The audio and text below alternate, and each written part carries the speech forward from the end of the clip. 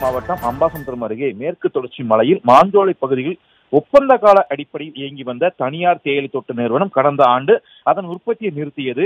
இதனால் அங்கு பணியாற்றிய தொழிலாளர்கள் பாதிக்கப்பட்ட நிலையில் மறுவாழ்வுக்கான திட்டங்களை அரசு செயல்படுத்தி வருகிறது. மேலும் பாதுகாக்கப்பட்ட வனப்பகுதி என்பதால் அவர்கள் கீழே இறக்கவும் முயற்சிகள் நடைபெற்று வருகிறது.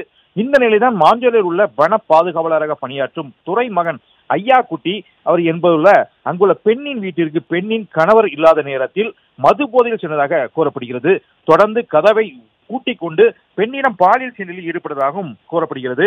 இதனால் அதிர்ச்சி அடைந்த அந்த பெண் இது குறித்து மணிமுத்தாறு காவல் நிலையத்தில் புகார் அளித்துள்ளார். அந்த புகாரின் அடிப்படையில் போலீசார் வழக்கு பதிவு செய்து ஐயா குட்டியை கைது செய்து விசாரணை நடத்தி வருகின்றனர். ஏற்கனவே கடந்த சில தினங்களுக்கு முன்பு மாஞ்சோலையில் ரேஷன் பொருட்கள் வழங்க மறுக்கப்பட்ட நிலையில் தற்போது வனத்துறை ஊழியர் பாலியல் செயலில் ஈடுபட்ட சம்பவம் பெரும் பரபரப்பை ஏற்படுத்தியுள்ளது. மேலும் மது அருந்தியதாக கூறப்படும் வன ஊழியர்கள் பாதுகாக்கப்பட்ட வனப்பகுதியில் எவ்வாறு மது அருந்தினார் என்று கேள்வி எழுந்துள்ளது.